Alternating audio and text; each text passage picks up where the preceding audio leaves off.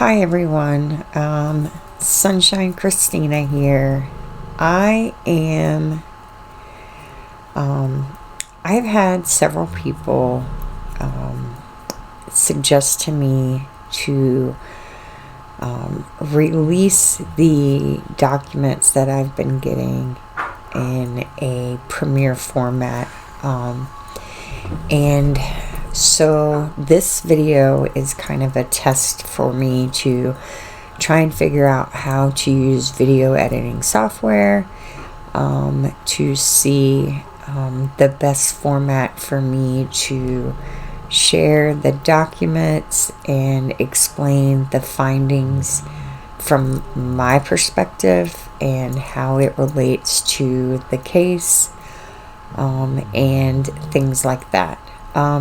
So, as everyone knows, I'm SunshineChristina. I am a co-host or host of the Crime Theory Exchange on the Foul Play YouTube channel, and I began researching the case about 3 years ago.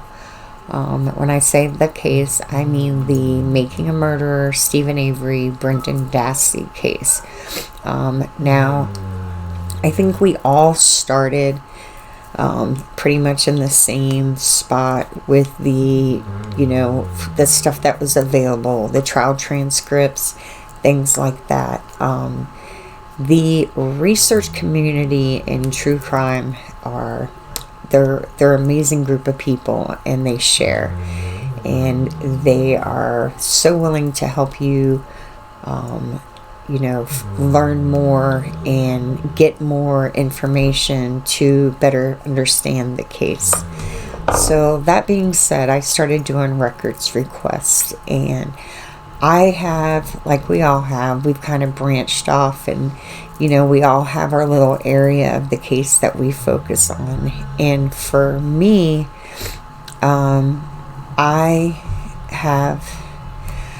kind of approach this case differently, I think, than a lot of people, because I've only been researching it 3 years. I came into it after Making a Murderer Season 2 aired, and Kathleen Zellner was already on board, and I've been a true crime junkie for years, and I've been following Kathleen Zellner for, I guess about 13, 14 years now, and I feel that I know enough about her that when she said that she believes Steven Avery is innocent, I think she says that because that's her belief.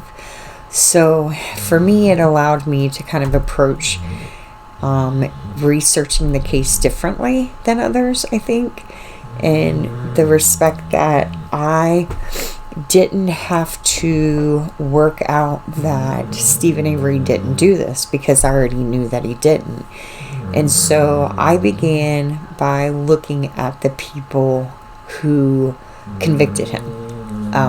And one of the other things that I've kind of been stuck on for a while now is Gregory Allen. And Seeking Truth for Good had gotten, tons of documents. And J-Jax was gracious enough to share some information with me, and that led to me, writing some articles and doing some topics on Reddit, and I got into discussions and got some other information, and I'll discuss that in a later video.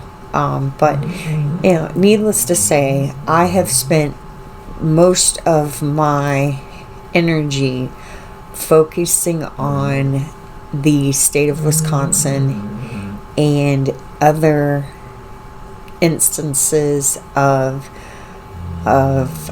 corruption, I guess, is just call it what it is. Cases where I think that they have conducted themselves outside of ethical and legal guidelines for how law enforcement and district attorneys are supposed to behave. And so that's so some people have suggested that I get the documents that I have because, excuse me, they're not really related to making a murderer per se, but they are related in that they show that the, wrongfully convicting Steven and Brendan was not a new thing for these guys by any means. They're all a bunch of corrupt assholes who just do what they want, when they want, how they want.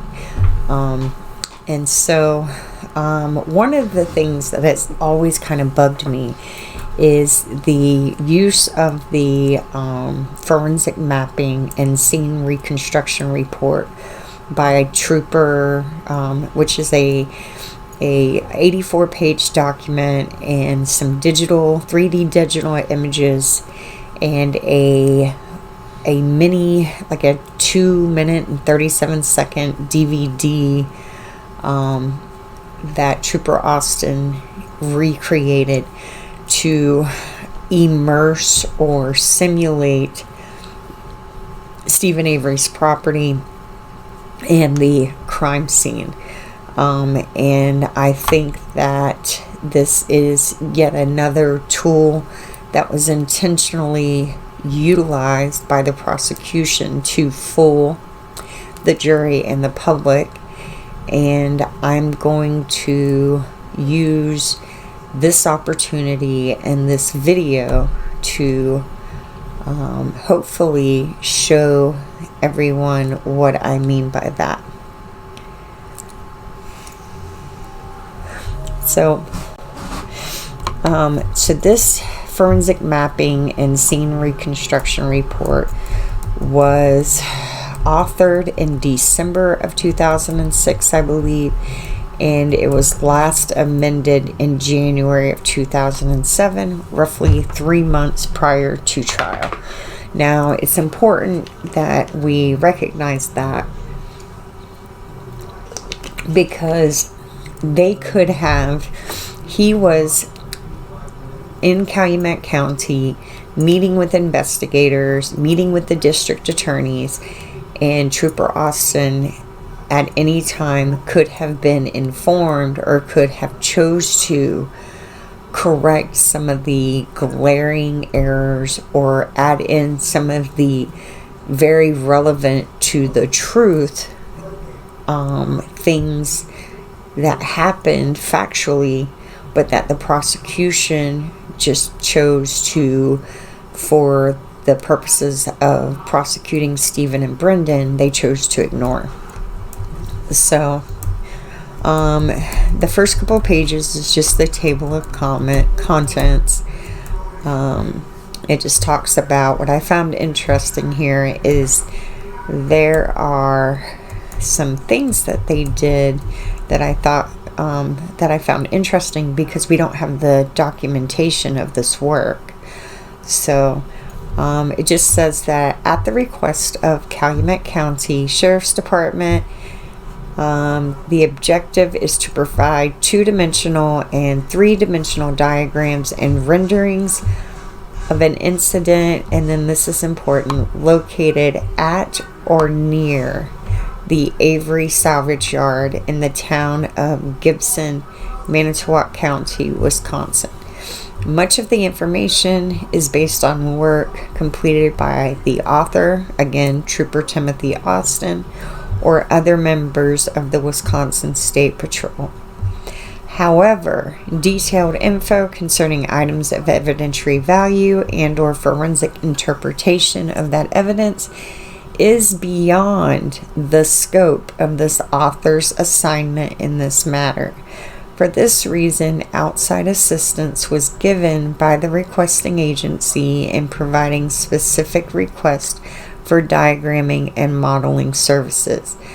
Additionally, as will be discussed in this forensic mapping and scene reconstruction report, the identification of items presented in some computer-generated images falls outside of the author's arena of expertise. Now, the ID of items presented falls outside the author's area of expertise. I found that odd. For this reason, the author worked under the direct supervision of persons having this expertise, with the intention of creating models to that person's stated specifications. As an example of this narrative will discuss bone fragments located by law enforcement investigators at the scene. We're actually not going to cover the 3D skeleton that was done, simply because I'll show a couple of images of it, but I have all kinds of problems with the bone fragments, and basically I think that it was a shock tool, I guess is a good way to put it, trying to scare the jurors into thinking, you know, that, oh my God, all these bone fragments were found in this man's burn pit. He had to have killed her. But in reality, you know, and in another video, I'm going to show, in my opinion, they never so much as collected the debris out of the burn pit at Steven's property, much less did they ever actually find human bone fragments there.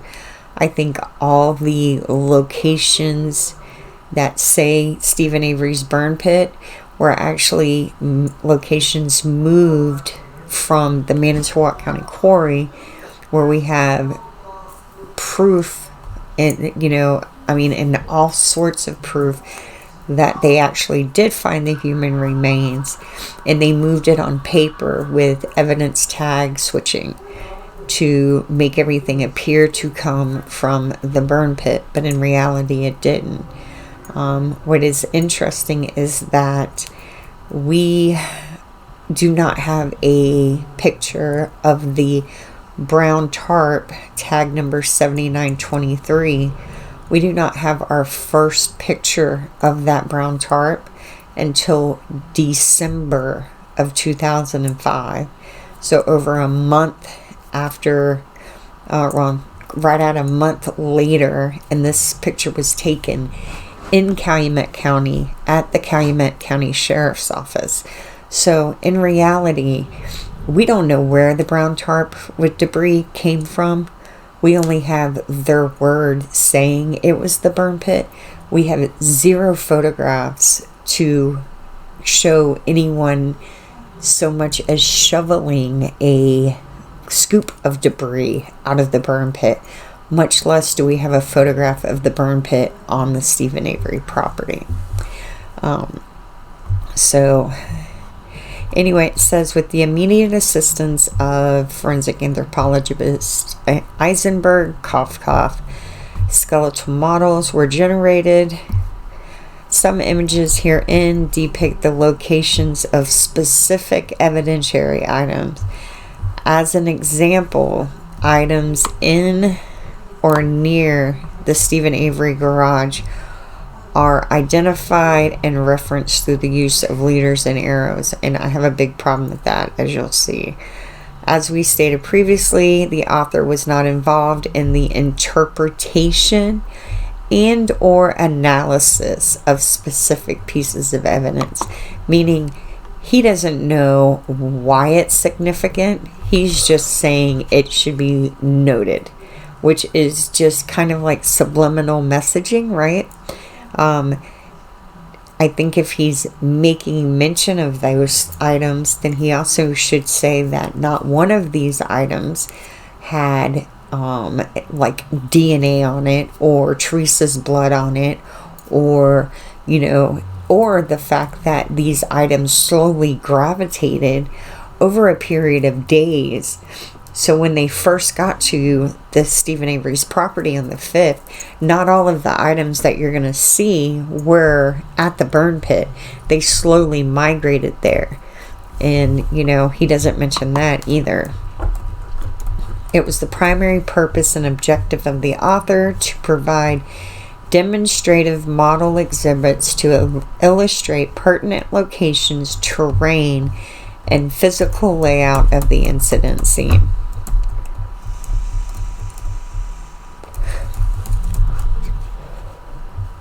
Information reviewed for report preparation. So this is what he used to make his lovely little booklet here. He used the geodiameter total station forensic mapping data. He measured Steven's house on November 12th, his bed, gun rack, and bookcase on December 7th. He took photographs.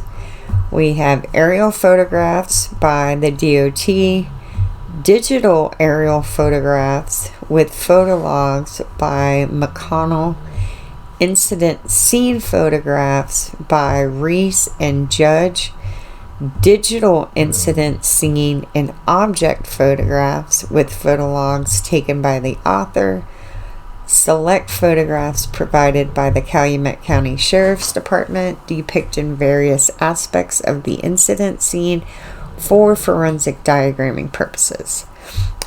He used narrative reports of Reese, Myers, and Weinberger, select narrative reports provided by officers from Calumet County. This is just the computer software he used. Microsoft Word 2003. Wow. That was a long time ago, right? So, on November 2005, 2005, the State Patrol responded to a request to provide forensic mapping assistance at the Avery Salvage Yard. And it says that forensic mapping refers to the collection of evidentiary measurements, generally with the use of electronic surveying equipment, with the ultimate goal of generating scaled scene diagrams and or models. He spent 7 days there, and he took measurements from the following locations, and this is key, both on and adjacent to the Avery property. Now, think about the fact that the prosecution's narrative is that Teresa Halbach came to take a picture of a van between 2 and 2:30 on October 31st, 2005, and she never left. And her RAV never left, and her bones never left, right? Steven Avery burned her to death in his burn pit, and that's where her remains were found. All right, except for one bone is what they present. And they found a bone in Bobby's burn barrel, which that's not even true. But anyway, so he took measurements of Steven Avery's house, and I thought this was interesting. He also measured Barb's house, all the Avery buildings, other residences on the Avery property, the entire Avery salvage yard, the hunting camp located across the quarry from Steven Avery's residence, and portions of the quarry adjoining the Avery salvage yard, which I believe is the Manitowoc County owned county quarry. I love how they don't label it as such. This is the equipment used. It says, while in operations, notes were recorded concerning the location, coordinate, and object descriptions. These informational documents will be attached to the narrative. During the course of the forensic mapping procedure, total stations were operated by several officers, including the author, again, Trooper Timothy Austin, Schwartz, Judge, and Weinberger. James Reese also helped, and he took photos as well. So this is the mapping and measurement log.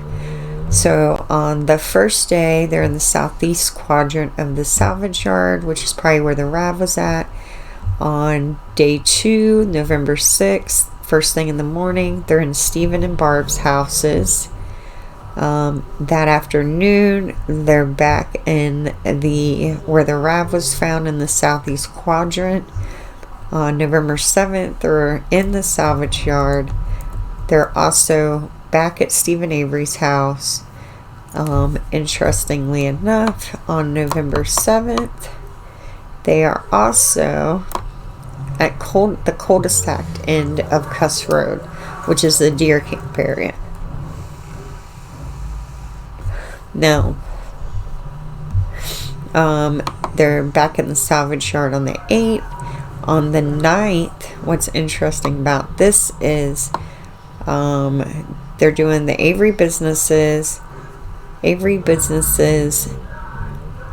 but we know that on this day in the Manitowoc County Quarry, we have Kelly Sipple calling in saying that they found many bones miles away from the Avery property.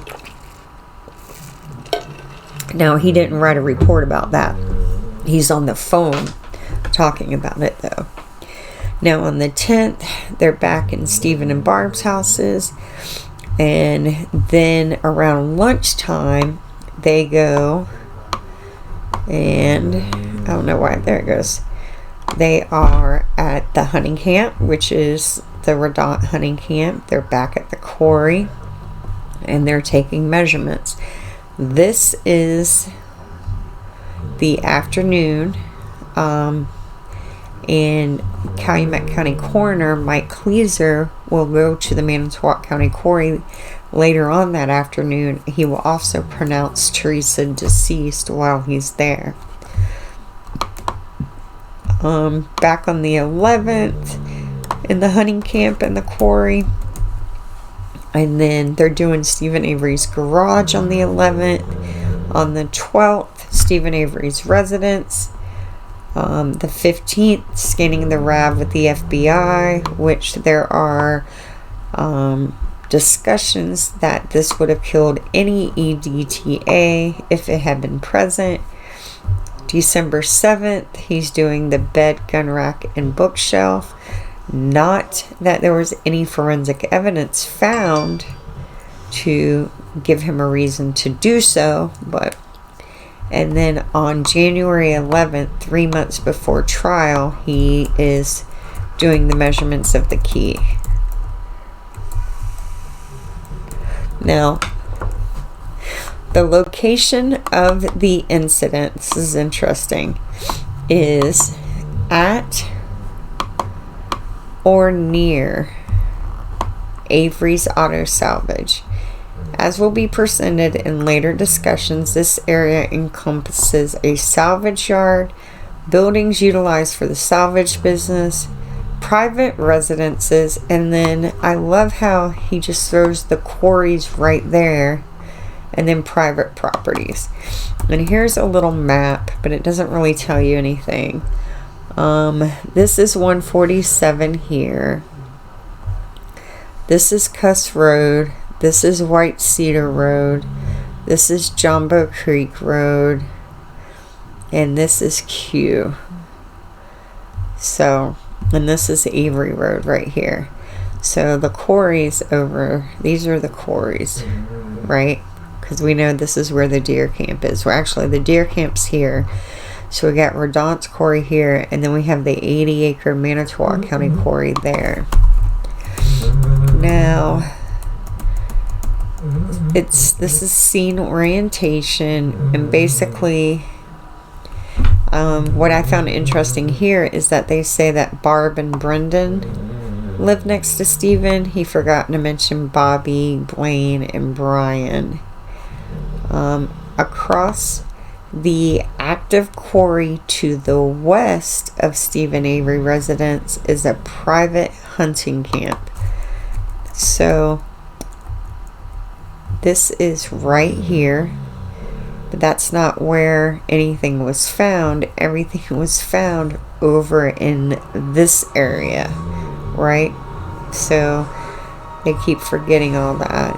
In the aerial photograph below, which was taken by Trooper McConnell, the Avery property can be viewed in its entirety, along with the surrounding quarries. It should be noted that in the image, north is to the reader's left. So this is north. So south would be this way. So if Steven's property is here, when they're saying the quarry south of the red trailer, they're talking about all the way over here, right? So, because it would be north, east would be up, never eat salty worms. So, we don't ever see them saying west of Steven's property. It's always south. And south of Steven's property in the quarry is a ways away. Can y'all hear my dog snoring? Anyway, so this just explains what they did. Again, it says that to create scaled scene diagrams, the total station measurement data was imported. They used it to create two-dimensional diagrams of the Avery salvage yard, as well as the exterior portions of both Steven and Barb's. They also completed forensic mapping at a private hunting camp, and many of the areas of the scene were denoted using an outlined hatch pattern. In particular, areas where vehicles or scrap metal were being stored are shown as a gray outline. And so that would be this area, like here, I guess is what they mean. And this is the hatch pattern. So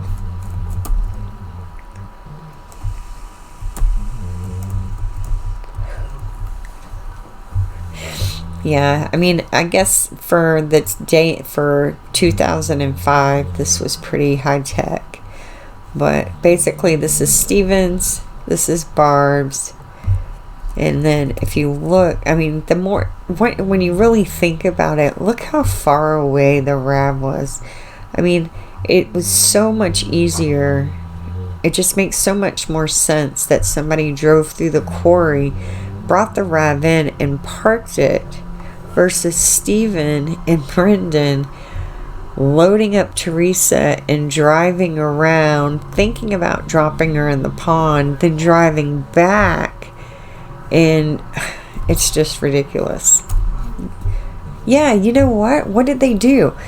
Now, the more I think about it, the more ridiculous it is. So they loaded her up, drove her to the pond, decided not to, right? They said, which Lake Michigan is like 5 minutes up the road, or one of the Great Lakes, which is like almost bottomless. It's so deep. But instead, they load her back up, bring her back whole, mind you. Ignore the fact that there's tons of cut marks that they don't talk about, and put her on a burn pit, and then they drive the car back again, and nobody saw them. It's so ridiculous. Anyway, more depictions of the scene, and they had photographs. They had tons of aerial photographs. They had plenty of photographs that would have been able to show the scene just fine. But the problem with that is it shows how ridiculous the prosecution's story is.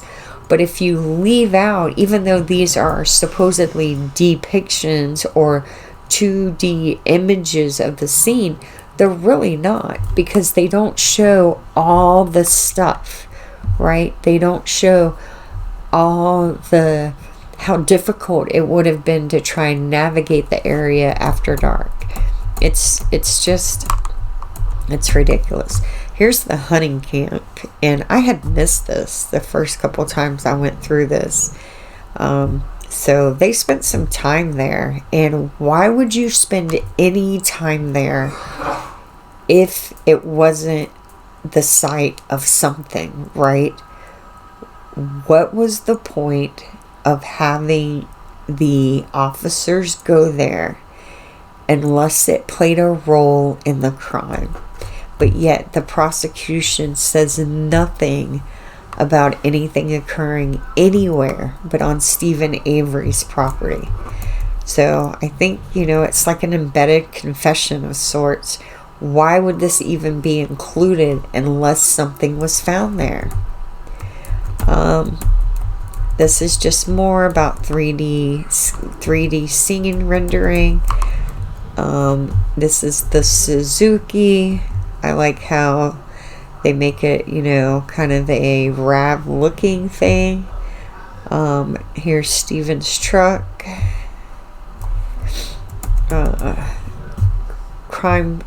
What's his name? Case file reviewer, a phenomenal researcher, did some measurements, and there was no way the RAV was going to fit in there. Of course, nobody but Brendan says they moved any vehicle out. No one saw the Suzuki outside of the garage. So once again, proof that they said whatever they needed to say to make it look like Steven was the guilty one, but in reality, this crime factually occurred completely different than what the prosecution has said. It happened off the property, and I mean, I don't know how Buting and Strang missed it, to be honest.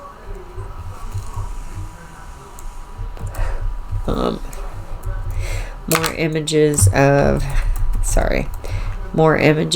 of Steven and Brendan, Steven and Barb's places. I don't know why they flipped it around. So on this one, Steven's is on the right, Barb's is on the left. On this one, Steven's is, as you can see, Steven's is on the left like it is, and Barb's is on the right. Here's Steven's with the pool, the doghouse, the propane tank. It's just laughable. I don't know what that's supposed to be. Let's see, does it say? Why do they got a gray square? Figure 13. Let's see what it says about that. No. Anyway, thought that was interesting. So here we go. Oh look, they say there was some duct tape found there. Of course, nothing was on the duct tape that was connected to Teresa Halbach. So why even mention the duct tape at all? It's just ridiculous. This is, okay, I have a serious problem with this one. So this is the burn area behind Steven's property. According to info obtained through the narrative reports and from the author's original scene survey, several items were located in and adjacent to the burn area.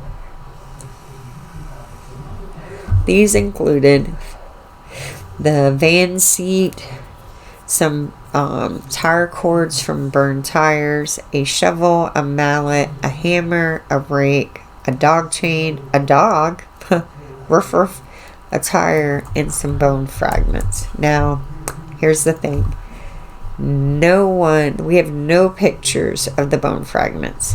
We do have pictures of these other items, but as I had said in the beginning of the video, these items slowly gravitated their way over a series of days. Like somebody would pick it up and move it closer. Literally, it's that bad. So by the end, I guess this is what he's saying was found. So we have the dog here. We have some tire wire here. We have a tire by the doghouse. We have the propane tank. There was a shovel here. More tire cords here. Mallet, tire cords, tire, hammer. Now what's interesting is there's no bone fragments listed on this map at all. And another thing is that nothing here DNA tested to Teresa Halbach. if you've ever lived in the country, it is very common, especially with boys around, to have random items around a area where they have fires. Kids in general in the country have a fascination with fire. They like to burn sticks. They like to poke at fire. So none of this stuff is uncommon. It's only uncommon if you make it that way. More images of the burn pit. And if you look at how this is like I think the testimony was that it was a 4x6 burn area, which is not that big at all. It really isn't. Here's his dog chain, which it says it gave him a diameter of 40 feet. So it goes out 10 foot, I think. So basically, there was very little room from the burn pit to the garage.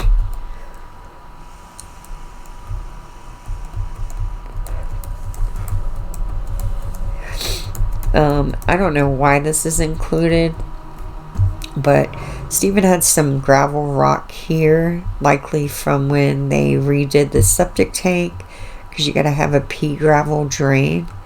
Some old vehicles right here. Oh, that's funny. I just thought about that. Steven owned a brown van with a musical horn that drove the people of Maribel crazy. I got some police reports the other day. He used to honk at everybody going by, and they would call the cops and complain about him. He was like the town jerk off, right? Actually, I shouldn't say jerk off. He was a town asshole. Gregory Allen was the town jerk off. And the garage, and I like how they have a vehicle peeking out. That's the Suzuki. It is not the RAV. They have zero evidence to say that the RAV was ever in the garage. This is Steven's property again, his deck. These are Barb's 4 barrels. Look how far Steven would have had to go to put bones in there. Here is the minivan that Teresa was going to take photographs of. I always thought about that. If he had wanted to use the van as a luring tool, as Kratz wants you to believe, why didn't he park it back there? It just really doesn't make any sense. And here's the part of the pit area where the 4,000 ripped and junk cars were kept. This is the station wagon that the license plates were found in on the 3rd day. Interestingly enough, Colburn and Link were there in the days prior. Also interesting is that they would walk up this road to go back and forth, and as well as the fact that the station wagon had a busted out window. It would have been super simple just to reach in and toss them in. They were folded in 2/3, and Steven's DNA was not found on them, but some other male DNA was, and it wasn't Brendan's either. I think that's very telling that, Steven had nothing to do with the crime.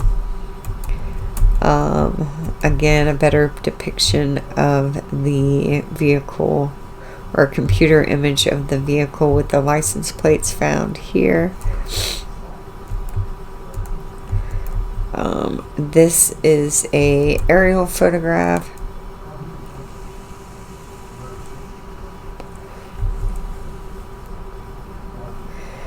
This is weird. Okay. Oh, this is talking about the RAV. So the RAV was there. So their theory, which is laughable, is Steven was going to crush it. Of course, they have no proof of that. More aerial photography. There's the crusher, and the RAV was located right here, but it had already been removed. Here's another aerial photograph. There's that crusher, and here is where the RAV was. Now, here's the conveyor belt. This is interesting right here. This is the conveyor belt. And there was that access road that you could go from the quarry into here. And I also think you could get in from this way and just bring it around. So, much easier. Yeah, that's the berm that they talk about. But they just drove it straight in. And here's the RAV, nicely camouflaged so it sticks out like a sore thumb for Pam of God. Now, I also have a problem with this because Steven's house and his garage were completely full of clutter. He had, for instance, he had that gun rack above his bed, and hanging from that was like a coat hanger and one of those leis, those plastic leis that that you play with when you're younger. No forensic evidence of Teresa on them, of course. Also interesting is that they left out like all the items on top of the bookcase and the desk, or all the stuff packed into the closet. Now, one version of the key finding is that Colburn was standing here shaking the bookcase up in the air so that Kacharski, sitting on the bed, and Link over here searching through the closet, could see underneath it. But yet there was tons of stuff on top of the bookcase, including stacked coins that never moved. Yeah, see, he didn't put any of the other stuff hanging down. There was no DNA of Teresa found on the guns either. No blowback, no blood, no nothing. This desk was full of stuff. And of course, no DNA evidence of Teresa anywhere. The nightstand had stuff all over it as well. And I think it's very misleading not to have all the items on top. It's not a true depiction of the scene. The slippers aren't there, and there is testimony that the key was not there earlier. So, either aliens brought the key there, because we know Steven didn't, because he was in Kratz. Kacharski suggested aliens, but I simply think that he said aliens because he didn't want to implicate Colburn or Link. It's common sense, right? And what's also interesting is we have pictures of this bookcase with this not unattached at all. So they damaged this back panel while it was in police custody to make the theory look feasible. And Steven Avery had bleach above his washing machine. Of course, no DNA evidence of Teresa. There was also blood of Steven Avery in the bathroom. The bathroom was filthy. It had not been cleaned. The whole house was dirty. Had not been cleaned. It's just, laughable.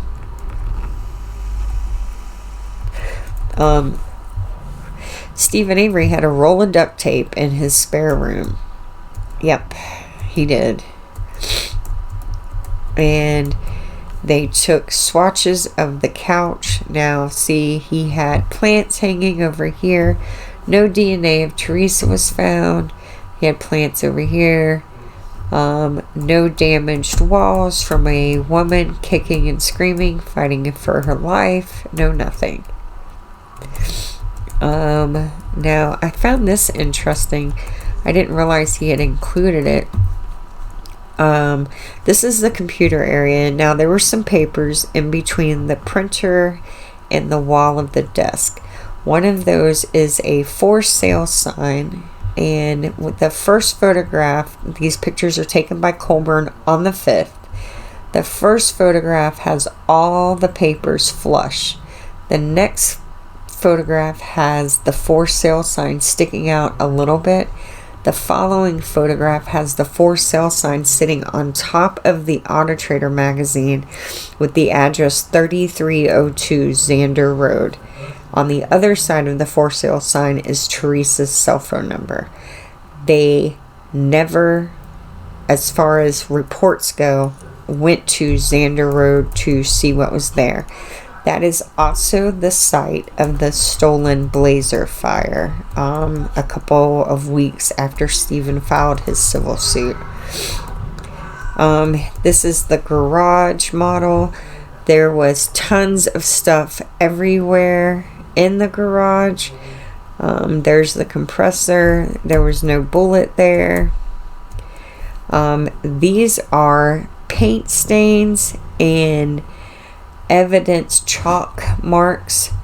There was blood of Steven found. There was no DNA of Teresa found anywhere.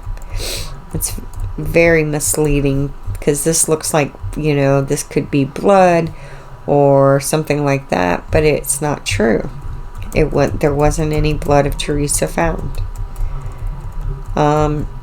Also, it says that observations were also made of marks on a roof truss directly above one of the chalk outlines, which, okay, this is how they pull engines out of cars. So he hung the engine and the oil dripped down onto the floor.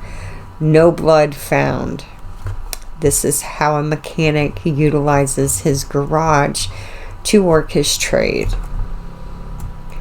They're trying to make it seem nefarious, and it's not. It says that reports submitted to the author that investigators returned to Steven's garage in March of 2006. Additional evidence was found. Now, I thought this was interesting. In the narrative, measurements were documented concerning the following items. The creeper, which had no forensic evidence of Teresa. This is also something a mechanic uses to work on cars.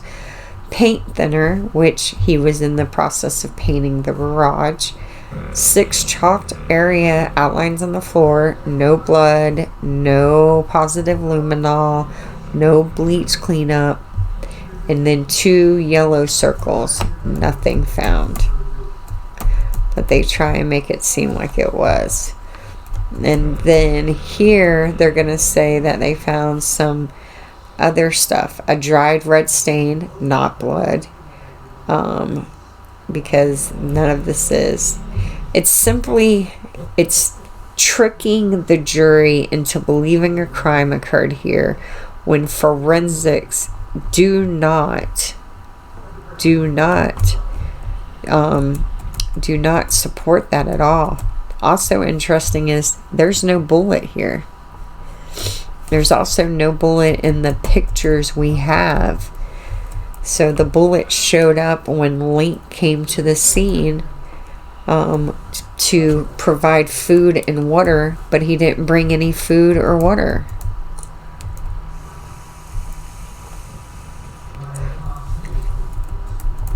Now, these are the skeletal models, and like I said, I'll show a couple of these, but I got a real problem with this. So first they're going to show you the burn barrels again, and then they're going to talk about bones. But like I said, we have zero evidence that this stuff was found on the property. We just don't. We have no proof of that whatsoever. We only have their word, and we can't trust their word because they've lied about everything. More images of the burn pit and the garage. And these are all the bones that Eisenberg says she found pieces of. But I just don't really see any sense in going over these. So this pretty much concludes my discussion of the forensic mapping report. I did want to mention that I have submitted more FOIA or records requests regarding more information that is discussed in this report but not included. I'm also trying to get an additional set of the photographs, simply to see if we have any additional ones that didn't get released to, I think yours got them. We just have way more proof of the bones being found in the Manitowoc quarry.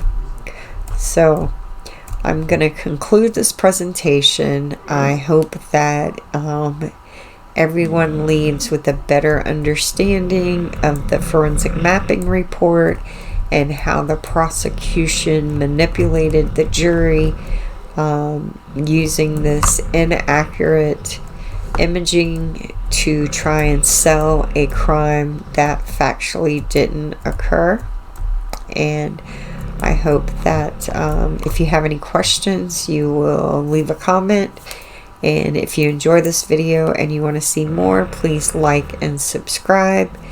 And I will also put a link into the Foul Play Discord channel, the Foul Play website, and I hope that y'all got a lot of information from this. And please don't hesitate. If you have questions, drop a comment. Everyone have a great day, and thank you for watching.